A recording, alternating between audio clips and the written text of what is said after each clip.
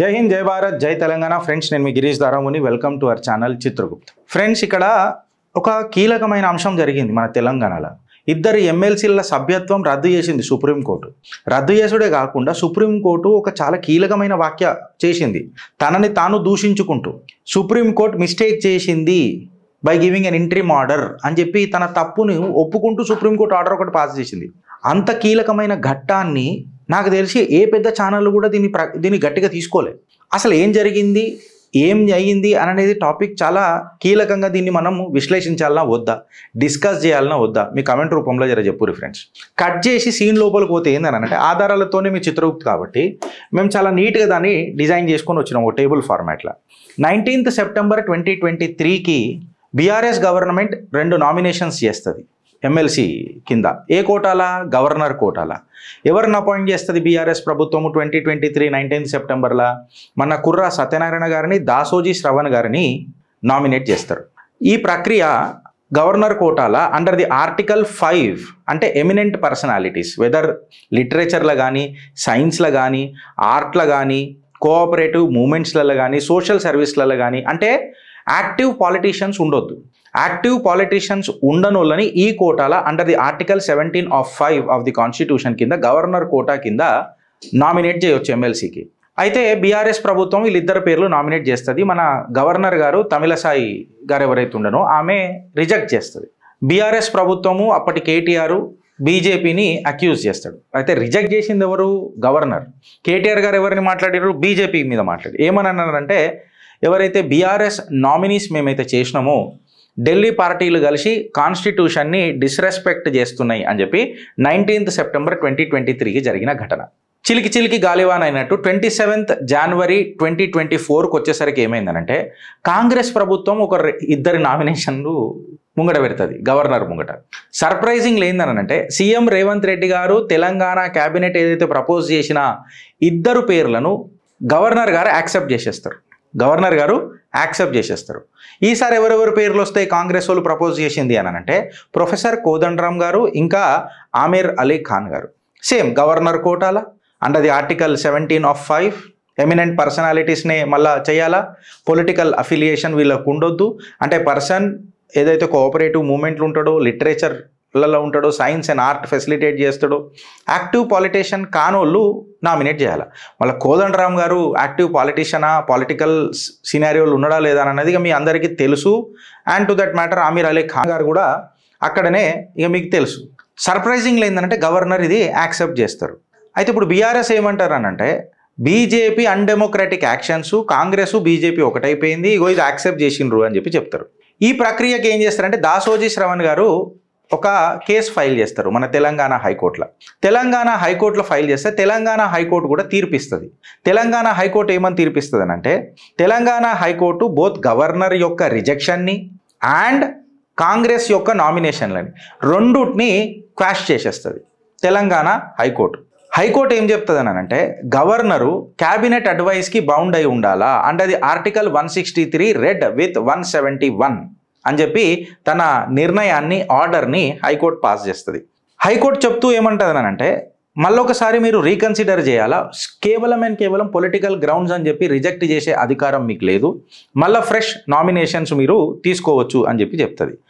అయితే కోర్టు ఏం చేసిందనంటే లీగల్ నోట్ ప్రకారము గవర్నర్ యొక్క స్టాండ్ని under the article 361 immunity from the court as a డిఫెన్స్గా యూజ్ చేసి తెలంగాణ హైకోర్టు తీర్పిచ్చింది. ఇది సుప్రీంకోర్టులో మళ్ళీ ఛాలెంజ్ చేస్తారు. మన రెస్పెక్టివ్ పిటిషనర్స్. 14th August 2024 నాడు సుప్రీంకోర్టు ఏం చేస్తుందనంటే ఇంట్రిమ్ స్టే ఇస్తుంది. ఎక్కడ? హైకోర్టు జడ్జిమెంట్ మీద. ఎవరు? Supreme court bench. సుప్రీంకోర్టు ఏమని చెప్తుంది అని అంటే ఫ్యూచర్ నామినేషన్స్ అన్నిటికీ ఇగో ఈ అవుట్కమ్ ఖచ్చితంగా డిపెండ్ అయి ఉంటుంది, సో మీరు అని చెప్పి ఒక ఇంట్రీమ్ ఆర్డర్ పాస్ చేస్తుంది. ఇండియన్ నేషనల్ కాంగ్రెస్ తెలుసు కాదుగా, వీళ్ళు మూసీ నదిలలో కొరమటలు పట్టేటోళ్ళు. వీళ్ళు ఏం చేస్తారనంటే డైరెక్ట్గా ఎమ్మెల్సీలలో ఓత్ సెరమనీ ఫంక్షన్ చేసేస్తారు. ఇక దాని తర్వాత ఏజీఐ గారు కూడా ఎక్సెట్రా ఆర్గ్యుమెంట్లు చేస్తారు. బీఆర్ఎస్ రికమెండేషన్స్ ఎందుకు, 2024 రికమెండేషన్స్ నామినేషన్స్ ఎందుకు తీసుకున్నారు వగేరా అందులో గోదలుచుకోలే. ఇక లేటెస్ట్గా ఏమవుతుంది అంటే 13th August 2025కి వచ్చేసరికి సుప్రీంకోర్టు తన నిర్ణయాన్ని ఏదైతే స్టే ఇచ్చిందో ఆ నిర్ణయాన్ని ఇంకా కాంగ్రెస్ నామినేట్ చేసిన ఈ ఎమ్మెల్సీ పదవులను రెండింటిని రద్దు చేస్తుంది మన justice Vikram Nath, justice Sandeep Mehta bench. అది చెప్పుకుంటా ఇంకా మన సుప్రీంకోర్టు ఏమంటుందనంటే వాళ్ళ తప్పు మా తప్పుని మేము అంగీకరిస్తున్నాము, మేము ఇంట్రీమ్ ఆర్డర్ ఇచ్చి చాలా తప్పు పని చేసినాము, ఈ యాక్షన్ అనేది ఫ్యూచర్కి కూడా ఎట్లనైనా ఉపయోగపడుతుంది కాబట్టి మేము ఏదైతే లాస్ట్ టైం ఇచ్చిన మా ఆర్డర్ ఉండేనో దాన్ని మేము చెరిపేస్తున్నాము, కొట్టేస్తున్నాము అని చెప్పి any action under taken which any action that has been taken earlier stands annulled అని చెప్పి సుప్రీంకోర్టు తీర్పిస్తుంది.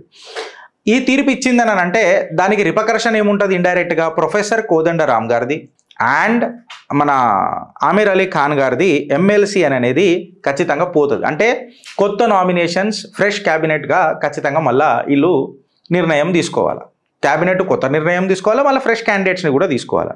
కవిత గారు ఏమంటారనంటే ఇది ఒక స్లాప్ టు బీజేపీ అని అంటారు. ఇన్ఫ్యాక్ట్ స్లాప్ టు బీజేపీ అని ఎట్లయితుందో నాకు అర్థం కాలే. ఎందుకు అని అంటే అప్పుడు కూడా గవర్నమెంట్ యొక్క గవర్నర్ గారిని మన క్యాబినెట్కి బౌండ్ కావాలని చెప్పి హైకోర్టు తీర్పిచ్చింది. అండ్ సరే పార్షలీ ఈ కాడికి వస్తే కవిత గారు అన్నది చలో యాక్సెప్ట్ చేద్దాం. అంటే అది ఆర్టికల్ 17(5) ఏదైతే ఎమినెంట్ పర్సనాలిటీస్ చేయాలనో అండ్ మన గవర్నర్ ఏదైతే క్యాబినెట్ అడ్వైస్కి బౌండ్ కావాలనో అంటే అది article 163 read with 171 benefit of doubt Kavitha గారు అన్న స్టేట్మెంట్కి మనం యాక్సెప్ట్ చేయొచ్చు. ఈ మొత్తం సినారియో మీరు చూసుకుంటే ఫ్రెండ్స్ 2 సంవత్సరాలు 4 పేర్లు 3 గవర్నమెంట్లు. కాకపోతే ఏమైంది అని అంటే ప్రజలని పిచ్చోళ్ళని చేసిరు, కాన్స్టిట్యూషనల్ ప్రిన్సిపల్ని డీవియేట్ చేసిండ్రు. గవర్నర్ కూడా ఖచ్చితంగా ఒక ప్యారలల్ సెంటర్ కావద్దు and is bounded by the cabinet advice అని చెప్పి ఈ నిర్ణయం అనేది సుప్రీంకోర్టు నిర్ణయం అనేది అందరికి బయటపడ్డది. ఇప్పుడు సుప్రీంకోర్టు చెప్పిన దాంట్లో కూడా ఏందని అంటే తన సొంత ఇంట్రీమ్ ఆర్డర్కే వాళ్ళు మేము అడ్మిట్ చేస్తున్నాం మిస్టేక్ అని చెప్పి చెప్పిండ్రు. అంటే ఖచ్చితంగా ఇది ఒక రిపుల్ ఎఫెక్ట్ ఉంటుంది తెలంగాణలో and future judgements and future నామినేషన్స్లలో కూడా. బీఆర్ఎస్కి ఏందని అంటే ఇది ఒక పార్షల్ ఒక ఝట్కా, కాంగ్రెస్కి ఖచ్చితంగా ఇది ఒక ఎంబారాస్మెంట్. ఎందుకనంటే ఇప్పుడు ప్రజలను పిచ్చోళ్ళని చేయలేరు, వీళ్ళు ఎవరి పేర్లు పడితే అలా నామినేట్ చేసేసి నాన్ పొలిటికల్ సినారియోలలో గవర్నర్ కోటా కింద నామినేట్ చేయాలి కాబట్టి ఎవరిని పడతాలని చేసేసి గవర్నర్ కోటా మాకు రిలేషన్షిప్లు మంచిగా ఉంటాయన్నది కాకుండా బీజేపీకి కూడా ఏందని అంటే ఒక మ్యాజిక్ పెన్ ఇచ్చో మ్యాజిక్ చెడి ఇచ్చో ఇట్లా తిప్పగానే అబ్రక దబ్రా అని అనగానే అయిపోతుంది అనే తత్వం కాకుండా కాన్స్టిట్యూషనల్ ప్రిన్సిపల్ అని చెప్పి పెట్టినట్టు చేసిండ్రు. ముగ్గురికి నిజంగా చెప్పాలనంటే 3 పార్టీలకు ఒక గుణాత్మకంగా వచ్చింది ఫ్రెండ్స్. అండ్ గవర్నర్ కుర్చీని కూడా పొలిటికల్ స్ట్రెస్కి ఉపయోగించేటట్టు వాడొద్దు, గవర్నర్ని కూడా పొలిటికల్ స్ట్రెస్లకు లాగొద్దు అని చెప్పి చెప్పిండ్రు. ఒకసారి రాజ్యాంగం ఇంకొకసారి కోర్ట్, కాకపోతే కుర్చీ రాజకీయాలు ఎంతవరకు పోతాయని అనేది మీ కమెంట్ రూపంలో చెప్పుర్రి ఫ్రెండ్స్. నాకు తెలిసి కంప్లీట్గా ఈ చిట్టాని చిత్రగుప్త తప్ప ఇంకెవరు ఇప్పలే. మీకు అర్థమైందని నేను అనుకుంటున్నా. సో ఇలా సింపుల్గా చెప్పాలని అంటే సెప్టెంబర్లో బీఆర్ఎస్ నామినేట్ చేస్తారు, నామినేట్ చేసినప్పుడు వాళ్ళు పొలిటికల్ పర్సన్స్ ఉంటారు. సో తమిళసాయి గారు ఆ పొలిటికల్ పర్సన్లు కాబట్టి వీళ్ళు eminent personalities from science art literature or cooperative మూమెంట్ల నుంచి లేరు కాబట్టి రిజెక్ట్ చేస్తున్నా అని చెప్తారు. మళ్ళీ కాంగ్రెస్ మన జూన్లోనో ఎప్పుడో వాళ్ళు నామినేట్ చేస్తారు, నామినేట్ చేస్తే మళ్ళీ కోదండరామ్ గారిని ఆమీర్ అలీ ఖాన్ గారిని యాక్సెప్ట్ చేస్తారు. యాక్సెప్ట్ చేస్తే పరస్పరంగా బీజేపీ కాంగ్రెస్ ఇంకా బీఆర్ఎస్ వీళ్ళ ముగ్గురు మధ్యలో పొలిటికల్ హీట్ డెవలప్ అవుతుంది. దాని తర్వాత హైకోర్టుకు పోతారు. అయితే ఈ అంత ప్రక్రియలో ఏందనంటే భాగం ఏందనంటే ఫ్రెండ్స్ ఈ కేసు ఫైల్ చేసిన పిటిషనర్ ఎవరు అని అంటే దాసోజీ శ్రవణ్ గారు ఈ కేసుని ఫైల్ చేసిర్రు, ఈడ దాకా తీసుకొచ్చిండ్రు.